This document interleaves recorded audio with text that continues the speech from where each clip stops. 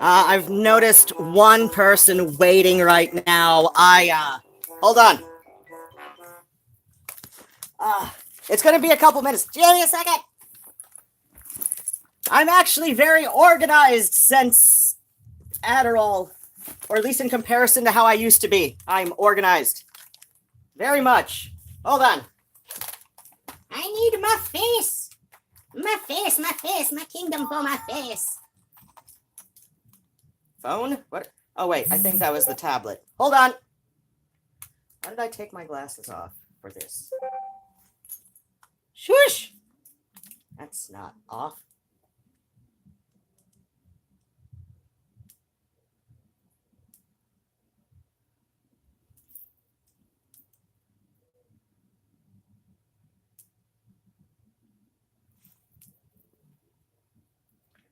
I don't know why I took my glasses off for eyebrows. My eyebrows are over my glasses. Eyeliner, that's what I need my glasses off for. Glasses off and mirror smushed right up on my face.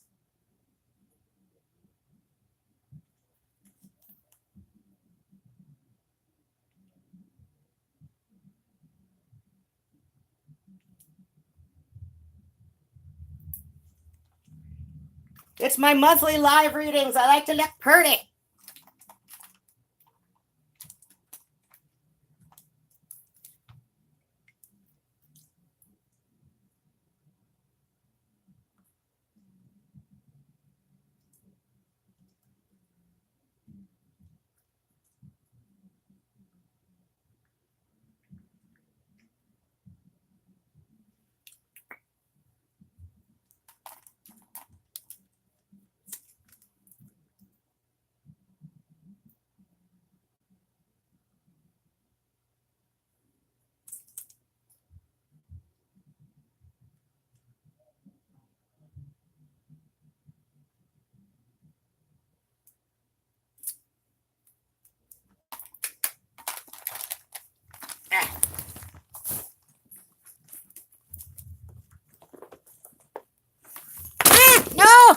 No, universe, stay with me. Son of a bitch. Seriously.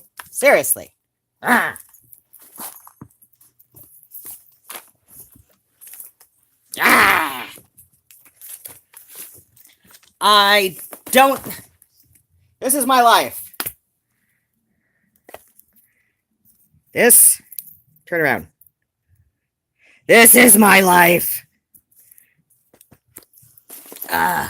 Seriously? What the hell?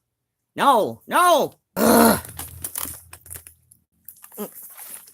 Hi. Yeah, okay, I'm seeing now. I'm Masked Singer.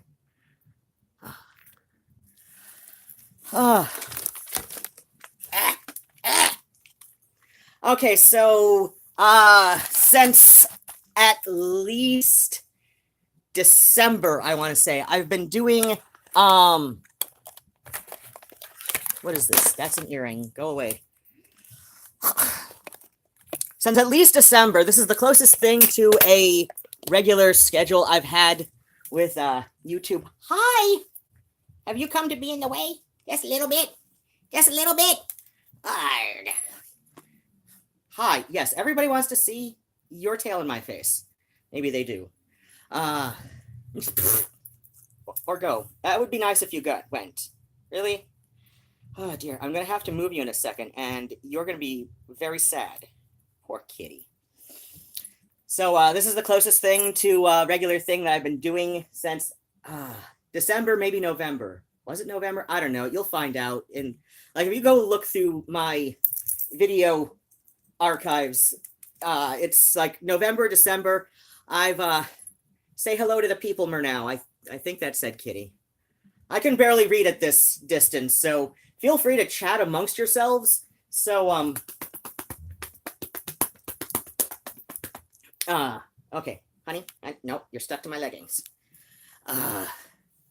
So last Wednesdays, like I said, this is the closest thing to a regular schedule, whereas everything else is just kind of a thing I do whenever. Last Wednesdays, I usually read from a book, but this it says there's two people on my end. My end says two people, so I don't know. But what was I saying? All right, so last Wednesdays, I usually read from a book, usually a chapter or so, unless it's poetry. Last month, I was reading, where is it? It's up here, that, Phantasmagoria by Lewis Carroll, like all 7 parts of it. And so that's in the archive of live readings and all of that. And then what happens? So this month I decided I was going to do it a little bit different because I made a comment at my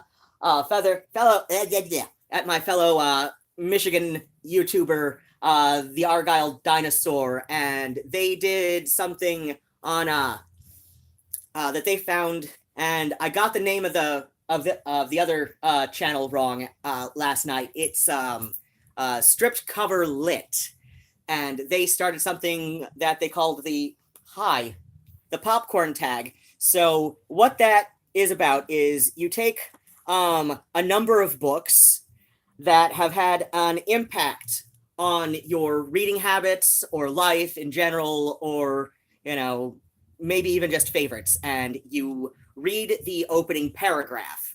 So, and I had made a comment at Argyle on Twitter about how it is so hard for me to narrow it down to just a few, and it, like if I were to do that as a regular scripted and edited, well, as much as he jumped. So if I did that as much as I ever do with, scripting and editing, with me scripting is like I write down notes in one of my things, in one of my notebooks, and, reference that and then go with whatever I say stuff.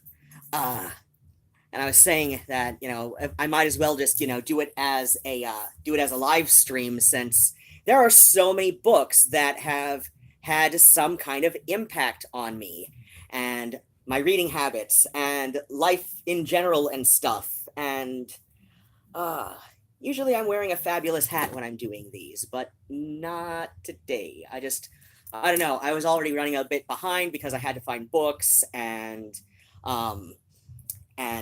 by the time I got home from what I was doing outside, because I spent a little bit more time goofing off than I probably should have. So I got home a little bit later than I would have liked to, and it took me so long between stuff to do after I got home that I didn't even eat until 10, maybe 15 minutes ago. I finished my I got a foot long at Subway because I had coupons, so I had half now, and I'm going to have half either for dinner in sometime around midnight, or I'm going to have it for tomorrow's lunch before I go to the food pantry.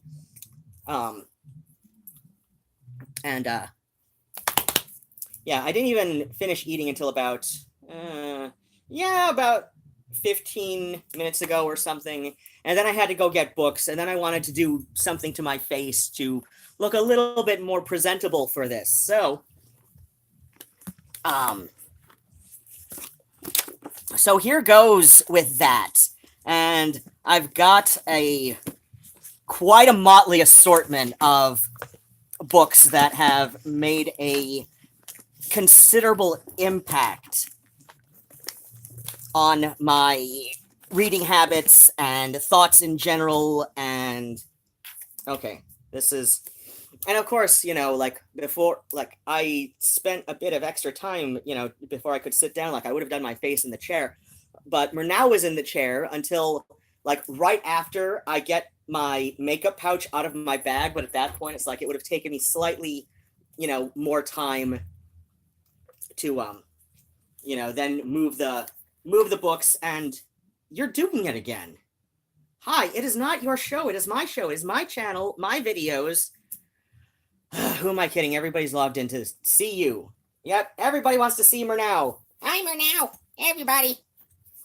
Okay, so I decided I was gonna go. Like, I was originally thinking of this one first for this month, and I decided to go with it anyway because, as cheesy as this sounds, The Raven by Edgar Allan Poe was like probably the first poem that I really loved. It was, and I was introduced to this through. It had an eye booger, hun. Introduced to this like many people about my age on The Simpsons, the first annual Treehouse of Horrors thing. Yeah, this is oh dear, I forgot how convoluted this was. Okay, so I'm just gonna read from this one. Maybe next month I'll, do the whole thing with the pop-ups. So it's not a paragraph, but it is the first stanza. Once upon a midnight dreary, while I pondered weak and weary over a many quaint and curious volume of forgotten lore, while I nodded, nearly napping, suddenly there came a tapping, as of someone gently rapping at my chamber door. "'Tis some visitor," I muttered, tapping at my chamber door. Only this, and nothing more. So I was 10 or 11 when The Simpsons Treehouse of Horrors, that first one with the Raven, came out and on, and this actually like really sparked my love of poetry. And I know it's such a cliche, but of course I didn't have the pop-up book then, but I had to. When I saw it, I had to, and on the good side, I got a coupon. Oh yeah, I forgot. Like, then where do I want to go? Oh God. Summer of My German Soldier by Bet Green. And I'm gonna have to read from this because I remember this had a huge, profound. This was just like this really stuck with me in 8th grade when I first read it. When I saw the crowd gathering at the train station, I worried what President Roosevelt would think. I just hope he doesn't get the idea that Jenkinsville, Arkansas, can't be trusted with a military secret because, truth of the matter is, we are as patriotic as anybody. And that is technically the first paragraph. This one, I remember, even before I took it out, that it is about a teenage girl who, 12, okay. And there is a Nazi soldier, because this is during World War II, and he is somehow, I forget exactly how, I'm gonna have to reread this, somehow ended up in her town, and she feels sorry for him, and it ends up, he was just, he just signed up for the military and wasn't, and was already in over his head, and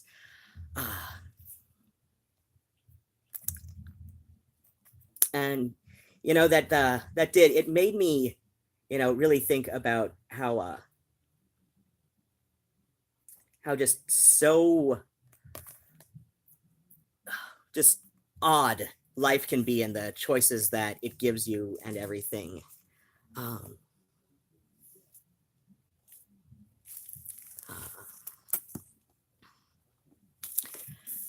Speaking of that, I'm gonna follow that up with this, because this is another one that got me thinking about life, and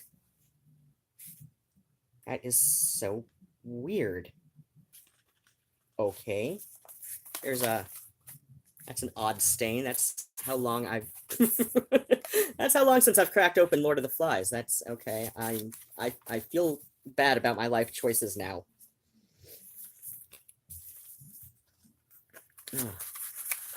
The boy with fair hair lowered himself down the last. Oh wait, no. You know what? I'm gonna read this one first because this is the one that made me want to read Lord of the Flies. Yeah, I got that the other way around. I did read a chapter from this one. A few months ago. Oh wait, no, I've been doing this longer than November, December. Because I picked this one out for October. And I just opened up to a random chapter and went to the beginning of it and started reading. In the spring, families in the suburbs of New Orleans, Metairie, Jefferson, Lafayette, hang wreaths on their front doors. Gay straw wreaths of gold and purple and green, wreaths with bells and froths of ribbons trailing down, blowing, tangling in the warm wind. The children have king cake parties. Each slice of cake is iced with a different sweet, sticky topping. Candied cherries and colored sugar are favorites, and the child who finds a pink plastic baby in his slice will enjoy a year of good luck. The baby represents the infant Christ, and children seldom choke on it. Jesus loves little children. And I had initially discovered Lost Souls by Poppy Z. Bright completely on accident. Well, not completely on accident. I had been trying to get through. Maybe I should have picked that one out first. Where is it? Oh, it is right behind the chair. You know what?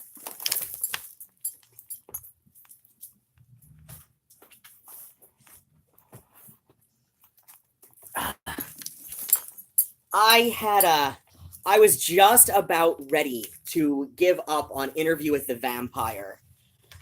And so I put it down and I went to the library in Tecumseh, Michigan, and just looked up novels about vampires. And this was one of the new ones that was out at the library, the public library in Tecumseh, Michigan. Where I lived when I went to high school. So yeah, 92. So yeah, this was like fresh out. Like I said, I was 12 years old and I started reading it, and it because Interview with the Vampire had come out either to come out that year or it was due out early the next year. I can't remember. But yeah, Interview with the Vampire was out, the film version of Interview, and it was like vampire mania for a lot of people around that time. And I really wanted to finish Interview with the Vampire before I saw the movie, at which point I ended up renting it on VHS tape because that's all we had in 1992, 93. And I really I wanted something to I wanted something that would save modern vampire fiction for me. So I put down Interview for a time and I ended up checking out Lost Souls, and it blew my mind. It blew my mind. And I did end up eventually finishing Interview with the Vampire, but not that year. Though I did end up reading the what's it called? I did end up watching the movie before I finished the book. So because Interview with the Vampire was a I had to read and finish Lost Souls before I could finish Interview, because it just, I don't know, I just got so bored with this the first time. And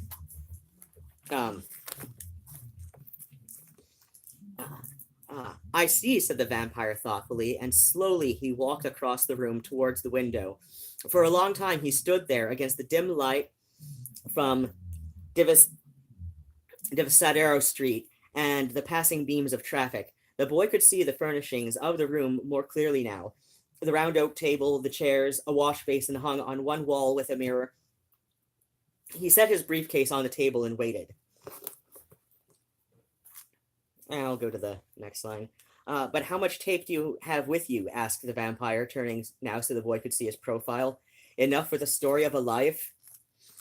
And it started out really great for me. Like, that is a great opening for this kind of story. But I want to say, I was about halfway through when I gave up. And then I read Lost Souls. That's one of the fastest, reads I'd ever had, especially at that time in my life. Before I was getting any kind of, treatment for ADHD. And it can take me so long to finish books sometimes. Let's go back into chronological order. So I'm 12. I'm trying to read Interview with a Vampire, and it has a great opening. It really does. And like the first few chapters, just like I breezed through those more or less. And then after, I want to say, about chapter 5, it just got dull to me. So like I said, I then had to read Lost Souls, something to save vampire novels for me. Hello. Hi. What are you doing? You've never read Tom Wolfe. I know. We're not paying enough attention to Kitty. So the next would be Tom Wolfe. And this is an omnibus of his journalistic novelizations from the late 60s. And this is the one, like, if it had not been for this one, the electric Kool-Aid acid test, I seriously, like, would have never read a good half of the books that I now consider favorites. Chapter 1, Black Shiny FBI Shoes. That's good thinking there, Cool Breeze. Cool Breeze is a kid with 3 or 4 days' beard sitting next to me on the stamped metal bottom of the open back part of a pickup truck, bouncing along, dipping and rising and rolling on those rotten springs like a boat.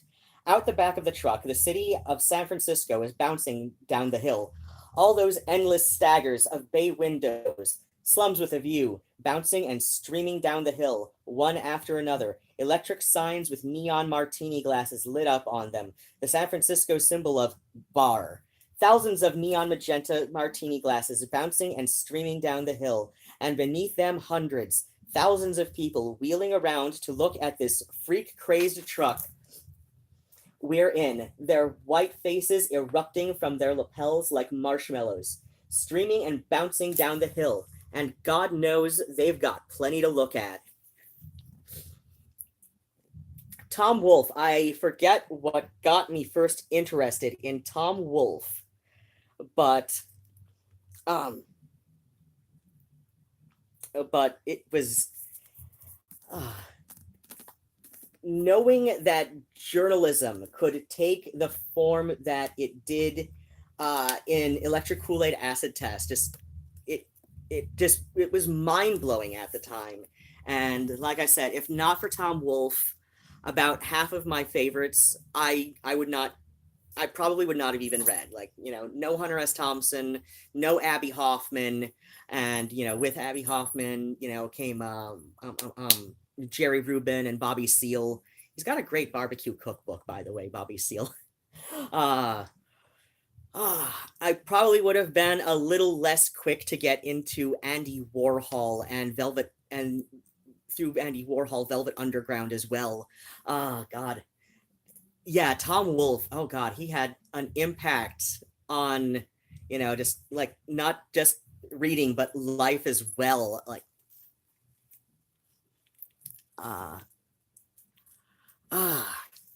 so next, let's say,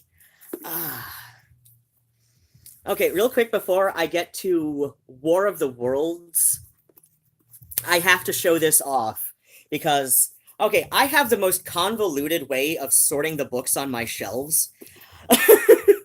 I really do, because, okay, so this is an Edward Gorey illustrated War of the Worlds. So I've got all of my Edward Gorey together, even though this was by H.G. Wells. But yeah, this is The Curious Sofa, a pornographic work by Ogdred Weary. And here's the kicker. Here's the kicker, because you've probably seen this. This book has been privately printed for subscribers only.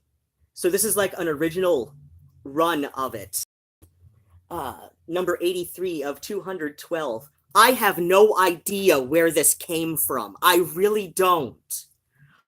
I literally have no idea. All I know is I was packing up to, for some move or another. And this was suddenly in with my book somehow. And I have, and I have no idea where it came from, how I got it.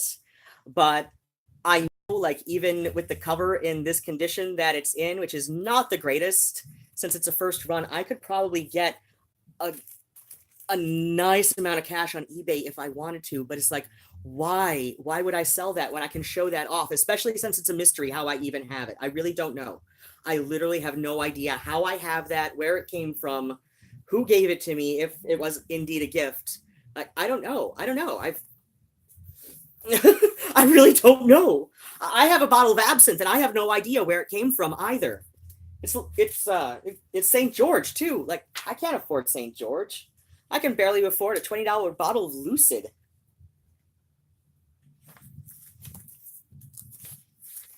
So,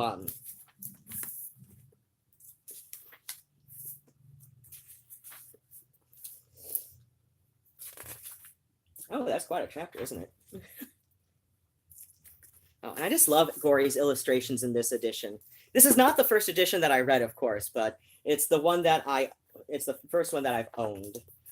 Okay, no one would have believed in the last years of the 19th century that this world was being watched keenly and closely by intelligences greater than man's and yet as mortal as his own, that as men busied themselves about their various concerns, they were scrutinized and studied, perhaps almost as narrowly as a man with a microscope might scrutinize the transient creatures that swarm and multiply in a drop of water. With infinite complacency, men went to and fro over this globe about their little affairs, serene in their assurance, of that empire over serene in their assurance of their empire over matter. It is possible that the infusoria under the microscope do the same. No one gave a thought to the older worlds of space as sources of human danger, or thought of them only to dismiss the idea of life upon them as impossible or improbable.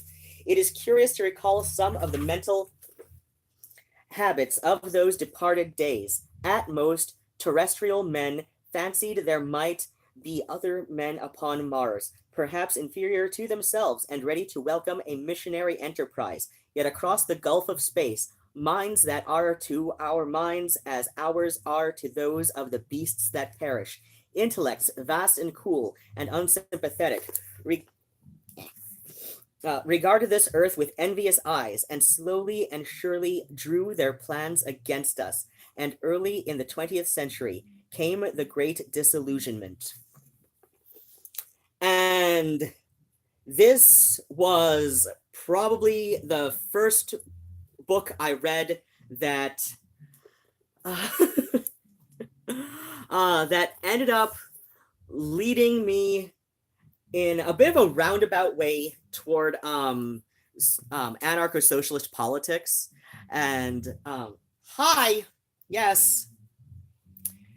In case you're curious, he also flavored my Subway sandwich with cat hair. Everything's better with cat hair in it, right, honey? Of course it is. Of course it is. Oh, yeah, so much better with the cat hair. So much better with the cat hair. So much better with the cat hair. Hi. Oh my gosh. Yes, we all see your butt. Oh. No, I don't want to squish you. Okay. And this is the book that probably drove my socialist politics home. I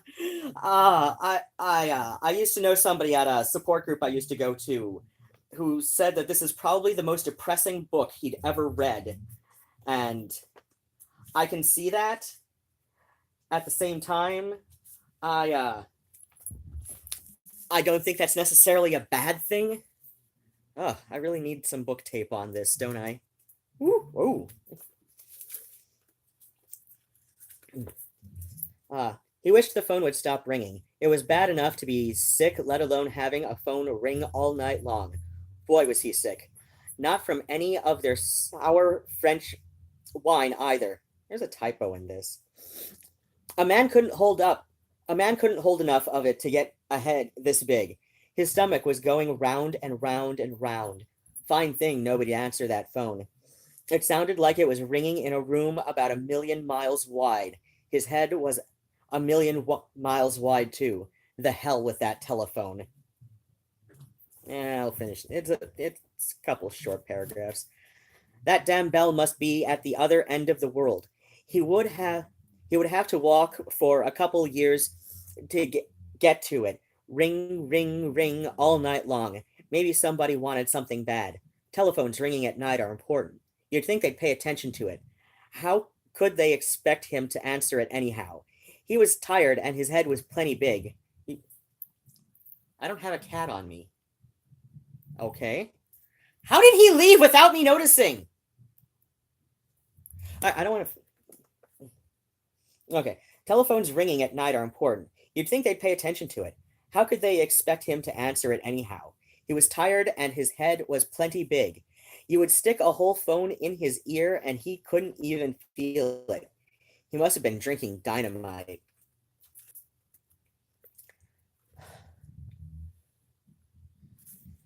Oh, dear. Hi. Where'd you go? Come here. Come here. You somehow left my lap without me noticing. How? How'd you do that? I mean, he's small, but he's not that small. He's like half the size of Nigel. Okay. Hi. Oh, dear. Okay. Now is... Yeah. Okay. So... Ooh! Really? Okay. So... I don't know if this would be cheating or not, since I read the BBC film of it first, and then read the book. But you know, either way, they both profoundly impacted me. This would be The Naked Civil Servant. Again, I've got an omnibus edition by Quentin Crisp. Which reminds me of a tag video that I keep trying to do, but shit on my phone keeps crapping out on me. Okay. This is a preface to the special... There we go. Wait, seriously? Another preface? No, I'm not... No. There we go. Actually, Cat, I need my water bottle. Okay. I'm gonna have to kick you off, because I need my water bottle. Dry mouth, kitty! Dry mouth! Okay. Come here. Really? Okay, screw you then. He'll get back up here when he's good and ready. He knows his fans await. Yeah, I know, like half of you are subscribed to my channel because of Kitty, right? Right? I'm sure that's why at least half of you are tuned in live, because you want to see this cat put his ass in my face, right? Right? Right. Okay. From the dawn of my history, I was so disfigured by the characteristics of a certain kind of homosexual person that, when I grew up, I realized that I could not ignore my predicament. The way in which I chose to deal with it would now be called existentialist. Perhaps Jean-Paul Sartre would be kind enough to say that I exercised the last vestiges of my free will by swimming with the tide, but faster. In the time of which I am writing, I was merely thought of as brazening it out. I'm going to go with the next paragraph, too. I became not merely a self-confessed homosexual, but a self-evident one. That is to say, I put my case not only before the people who knew me, but also before strangers. This was not difficult to do. I wore makeup at a time when even on women eyeshadow was sinful. Many a young girl in those days had to leave home and go on the streets simply in order to wear nail varnish. So, in case it's not obvious, Quentin Crisp has had a huge influence over my life. So, this is a picture of his young self, and this is a picture of his older self sometime in the 90s. And okay, this does not have photographs. I thought it did. What the hell book was I reading that had photographs of him? I don't know. I don't know. I had many books, right? And he has this way with storytelling that's probably had a broader effect on how I, talk to people and videos and all of that. Probably a deeper impact than I necessarily realize. It's just, oh God, he was so original and just so brazenly himself that there's what's not to love about him. And so yeah, thinking about it, it was Quentin. Yeah, I'm probably gonna, I can skip that one. That's, now that I've got him out, there's a couple that I'm like, that's probably not, that probably didn't impact me as much as I thought it did when I first took it out. I just, so somebody asked for the Q&A, and I'm going to give the full story in the Q&A, but somebody asked in the Q&A, and like I said, I'll give the full story in that video. There's still the video, you can find it, or, ideally leave it in a comment, because, looking back at the live chat stuff, I don't have the easiest way to go about looking at that right now. Especially since, what time is it? Oh, dear. Really? It's only been that long, huh? So ideally, leave a comment either to this video or go find the Who Wants a Q&A video and leave it there. That one would be ideal, but, so yeah, I'll do the full story with that Q&A video that's going to be coming up soon enough anyway. But so yeah, one person asked, I can consult this part here. Okay, so the second part of their question was, do you ever feel like abandoning the goth community? And for a time I did. I got sick of club drama, I got sick of internet drama, and I took a few years off. In part for just to recoup, my own mental health. It was largely for mental health reasons, honestly, including a lot of things, actually. I just took a few years off from the clubs, from internet goth communities and all of that, just for mental health reasons in large part. But like I said, there's a story about that, and a story about what I was doing in that 2, maybe 3 years, probably closer to I don't know. There was 5 years I was actively involved in an advocate. Hi. Seriously? You're doing this to me, Cat. He's standing on the books. Really? Excuse me. May I have this one? May I have this one? This one that you are directly on. There's another book underneath it that you can stay on. There we go. So what got me back into goth and made me realize that this was indeed home, and I'm not going to let the, various interactions that were taxing my mental health for a bit. I'm not going to let all of that, get me down, because, I was 2 or 3 years older at the time, and anybody who still wanted to judge me harshly about, that time, because I was a little asshole for a few years. I mean, a lot of us are when we're 20, 21, 23. but yeah, like a lot of us are little assholes in our early 20s. Like if you weren't, either you're one of a handful of young 20 somethings, or you're lying. Because like as far as I can tell, like even with my own interactions with young 20 somethings, um there's something about you when like before you're about 25 that's going to be a little bit of an asshole. So yeah, I was a real little asshole for a couple years there, and I'm like, you know what, I'm older now, and if somebody really wants to hold that time like against me and judge me harshly, like I will attempt an amends, like the whole, because I my dad was in AA when I was growing up, so yeah, I will admit any wrongdoing on my part that happened, that I did. And if somebody still wants to hold that against me, that is their choice. But what got me back into goth was and this is a little embarrassing, because this is not a great book. This is not. We've got dry mouth. I think I have to adjust the order I take on one of these meds in, because it's only been since I refilled my pill pods. So there's a couple things that I think I might want to put later at night, or earlier in the day, something. So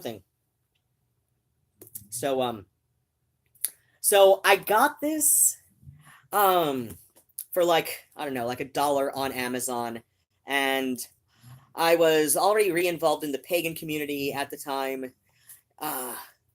Shortly around the time I, took a break from shortly after the time I started my, hiatus from the goth community, I went back into the pagan community. Like I said, there's a story. There's a story about this, and in fact, shit, I don't know, but so yeah, so I got back into the pagan community first, and like I said, like I decided to quit goth for a couple years, but like maybe a week into my quitting, I get back into paganism, which I had been on a break from as well. And then what happened was, so I picked this up toward the end of that, let's just say 2.5 years. So at the end of that 2.5 years, I picked this up, and my intent was to just rip it apart in a review. That was my intent, and I am going to get my review that I posted to my blog out. I have an old blog. It's not the one that's linked below.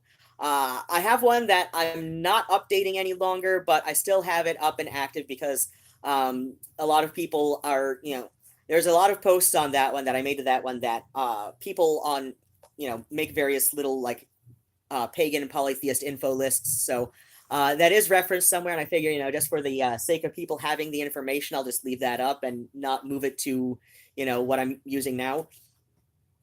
So yeah, I have a review of this up on there. And by the end of the review, I had come away with the idea that, like, while this is a stupid book when you want information on paganism, it's a stupid book. And I've discussed with the author about this, and he kind of regards it as, one of those, like, early embarrassments as a writer, and he really wants to at least reissue it, like revise it, update it, reissue it. But the publisher is just like, well, why did you want to do that? It's still selling. And he's like, because there's a lot of information in there that could really stand to be revamped. And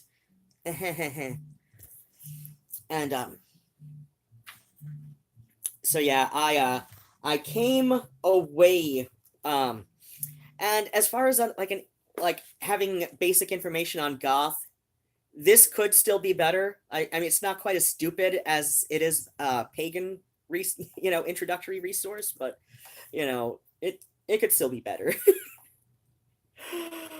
So I'm going to chapter 1 because it's like, I don't know. I know there's an introduction, but it seems like the way to, this seems like the paragraph to read. Pagan practice and the Gothic lifestyle are different for everyone. Each person gets something out of each lifestyle that others may not. I can say only so much about each without generalizing about the whole. These lifestyles carry a different message for each person, and it would be foolish to generalize about a movement as diverse as goth or pagan subcultures. However, there are a few points that must be conveyed in order to more easily classify and recognize aspects of each movement. And, it starts out good enough. And the first chapter is, a what is goth primer, and,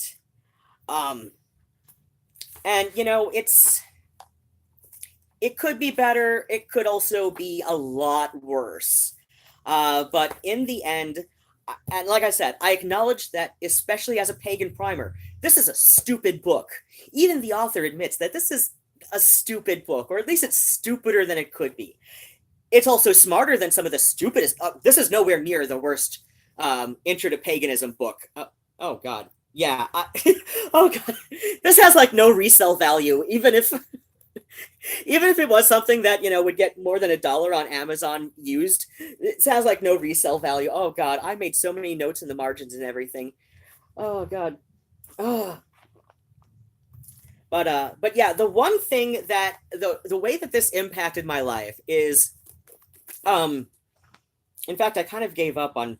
Oh God, yeah. Like, here's about where I gave up finishing it because it was just getting that stupid. So I made most of the way through it. But it did kind of remind me why I enjoyed goth so much in the first place. And, so yeah, I ended my 2.5-year approximate, hiatus from, the goth community. And it was because of this stupid ass book. It really was. Like, there's just, the reason that the author, and, he and I are Facebook friends, and, we're kind of in that stage, like a little bit above acquaintances where it's clearly a friendly acquaintanceship. It's more than like, hey, I know his name and he knows my name, and, these, basic facts. Especially because, like I said, like, I've got a blog about polytheism that is still referenced to this day. There's still a lot of posts on that get referenced.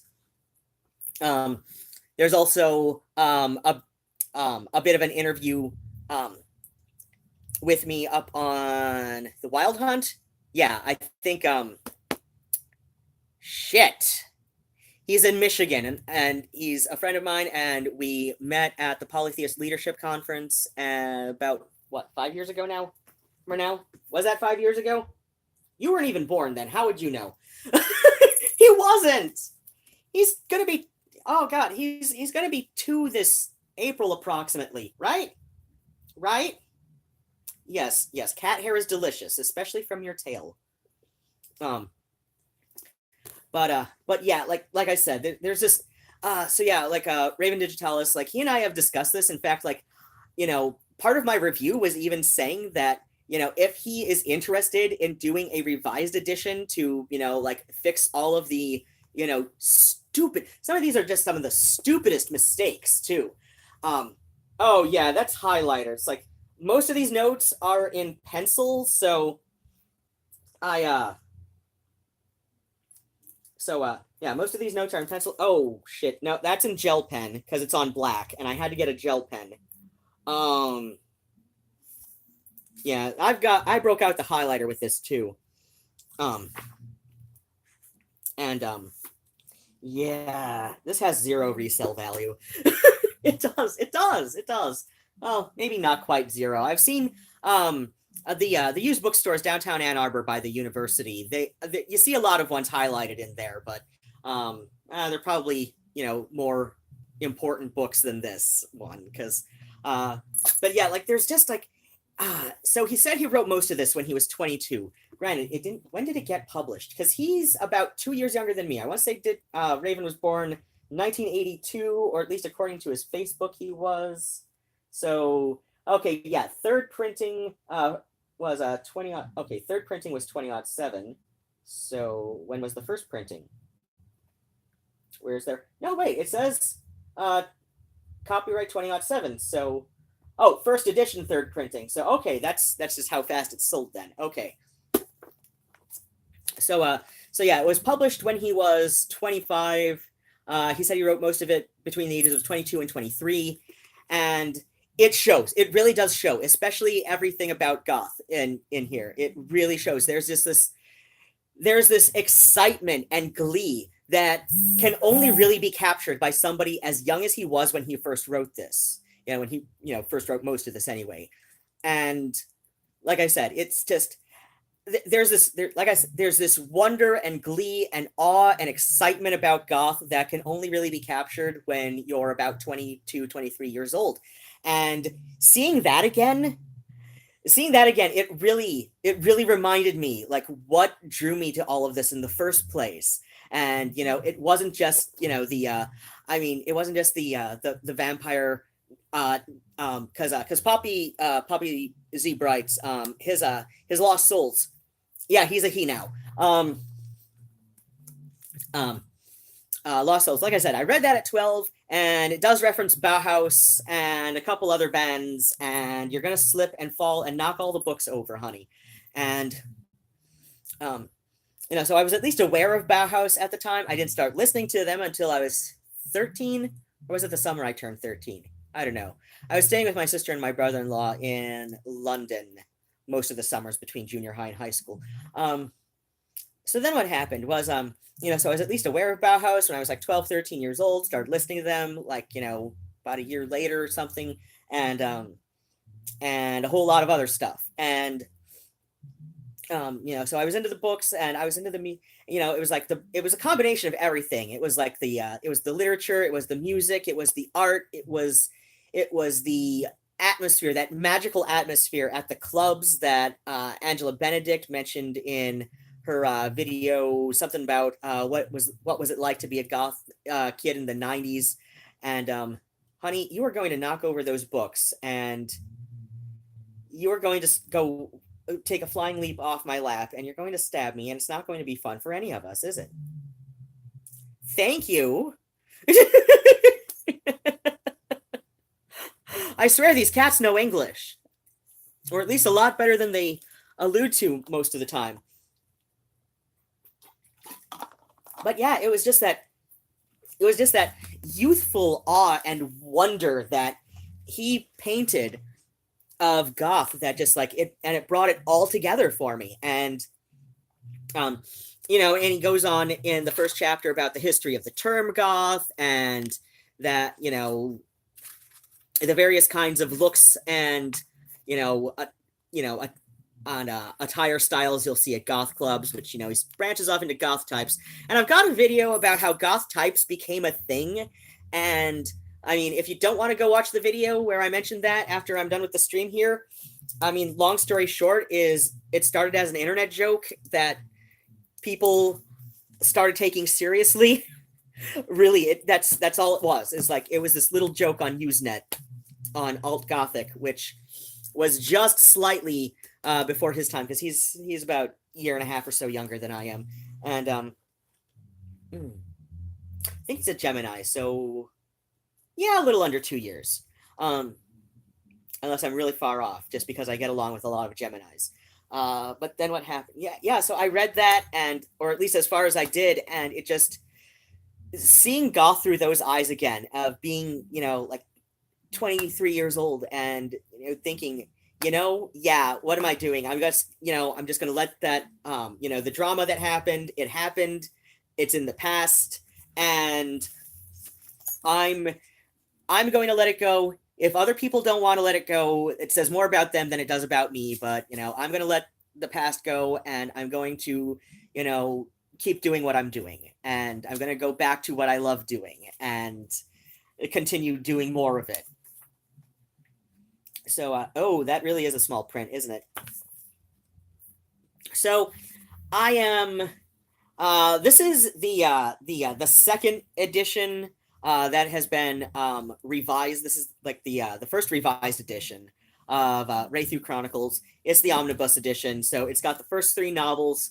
And if you have not yet seen, I've got a playlist of the reviews I've been doing of the books in the Wraithu stories by Storm Constantine.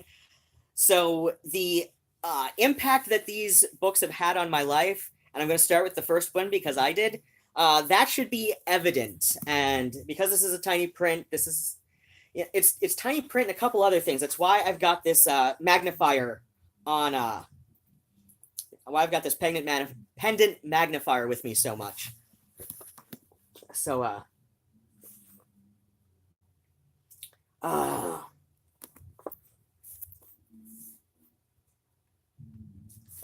damn it, I need more water. I don't have a hard candy to suck on.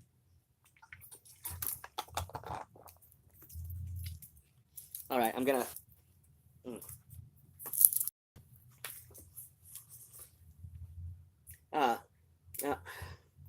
Yeah, I really don't like how tiny this print is in this one. I know it's already like this thick, but still, it's like my name is Pelaz. I have no age. I have died and lived again. This is my testament. At the age of 15, I lived in a dusty, scorched town at the edge of a desert. I was the eldest son of Joaquin Savaro, whose ancestors for generations had worked the land for the Richards family. The long-dead patriarch, Thompson Richards, has moved his clan south from the affluent north decades ago, perhaps to seek their fortune from the land. The landscape must have trapped them somehow because they never left, even when it became clear that riches were not to be found in the soil. And that did not have a period. Okay. So the impact that these have had on just just like even just the way that I've been approaching my spirituality lately is just it's profound. And I know the author Storm Constantine. I know that she relates to her own spirituality and practice, and the spirituality that has come about from I know she relates to it differently because she's coming from a background in chaos magic, whereas I'm coming from a background in polytheism, and I am still very much a polytheist as far as my theism goes, not just in the belief in multiple deities, but also, like, I guess this is where I would say a traditional polytheist, much like a Hellenic recon is, the gods exist, though where they come from and how they came into existence is anybody's guess. They've just they exist. Many have always existed. Some have come into existence more recently, though it may not necessarily be as recent as we think it is. So yeah, I know she's got a very different approach than I do, and that's fine. I don't necessarily have to agree with somebody to see the value in what they've said. In fact, I've got a video tag idea. But if somebody wants to make a video of this before I do, please credit me with, bringing this idea up in my live chat first. Unless somebody else has started it first, in which case find that and give them credit. But yeah, so I've got this short list of, I'm going to try and bring it up to about, 10, but I don't think I can. But it's going to be like my favorite YouTubers who I don't always agree with. And some of them I, generally disagree with on some topics. But at the same time, it's like the way they put forth their ideas and all that, it's like in a way that I can still respect. So yeah, that is my popcorn tag live stream. I am going to give a real quick look and try not to put my hand in front of the camera and see if okay, who all was in here chatting generally, because I have yeah, I can barely read this. Did you see how many people in this? Oh, stuff. Oh, a stuffed doll. What kind? I'll get to that in a sec. Yeah, my address is in the description box. Ah,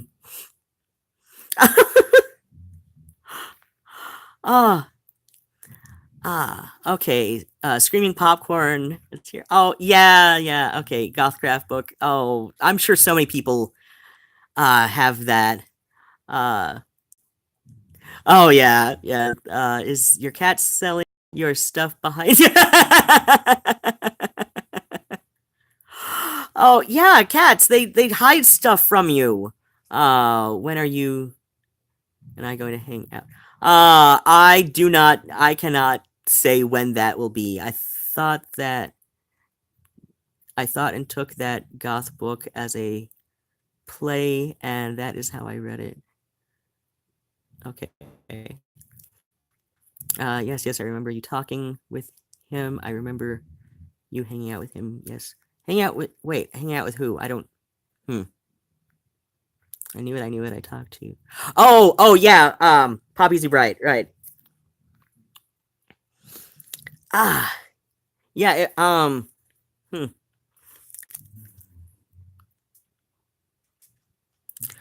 Okay, I don't really, I really gotta clean the fridge. It's been about, oh, yeah, this says, an hour and 1 minute and some seconds counting up now, so I have to clean the fridge tonight, and I really don't think anybody wants to see that. I don't know how embarrassing this is going to be um, if I, even get to that tonight. I don't know how embarrassing this is gonna be. I try to clean my fridge out every month.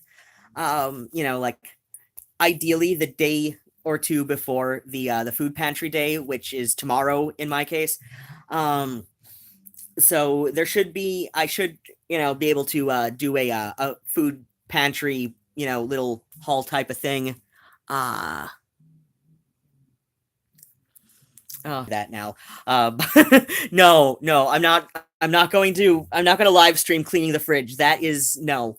I don't know how embarrassing that's going to be. And I figure the less fuel I can give people to, talk shit about me, because people are doing that in the comments, and and people are getting too bad. I block them, and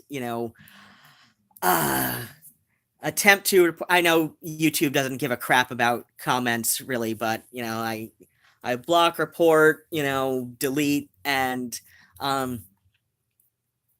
but yeah, like I figure like the less ammo I can give people, the better. So yeah, let's just have it that my fridge may or may not necessarily be embarrassing right now as far as cleaning it out goes. So I am just going to leave it at that, and I'm going to clean my fridge in private and in peace, and well, as much peace as I can have with cats being all up my ass, because it's like, no, I know what the fridge is for. You put cat food in the fridge after you dish it out. And yeah, I know you won't talk, bad about my fridge, but what if somebody who wants to talk badly about me comes and watches this whole thing, and watches it all just to, see if they can find any ammo, and then they find the fridge of nastiness. No, it shouldn't be as bad as it was last month, because I forgot to I was actually just about to log off. I know. It's been an hour, right? But usually that's all it is on these last week of the month. Is I try to keep it shorter so I can do things. Hi, kitty. Hi. Yes, I see your butt. It's a cat butt. But yeah, so yeah, next week, I don't know, I might go back to sewing patches on my other jacket, or or maybe I could do a the 1334, that's a Roz Williams thing. Or maybe next week I'll be doing a jigsaw puzzle on the kitchen table like I did a couple weeks ago. Either way, I gotta end this now, and I gotta end this now and go do other things I gotta do tonight, so I can, at the very least with the fridge, so I have room in the fridge to, what's that thing called? Clean out the fridge and put stuff from the food pantry in there. Okay, I'm probably gonna, film and load up a food pantry haul type video tomorrow after I bring the groceries from there back. So, as I tend to say, bats and kisses, dares, and I do love you, and I want you to tell all of your friends and stuff, and I don't know, no, I'm getting paid on Friday, but, if you want to use any of the tip jar links or something, that's cool if you want to. Tell your friends to subscribe if they want to oh, dear. Oh, right, vinaigrette from the, Subway. Okay. All right, take care. I'm gonna go clean up my kitchen and stuff. All right, bye-bye.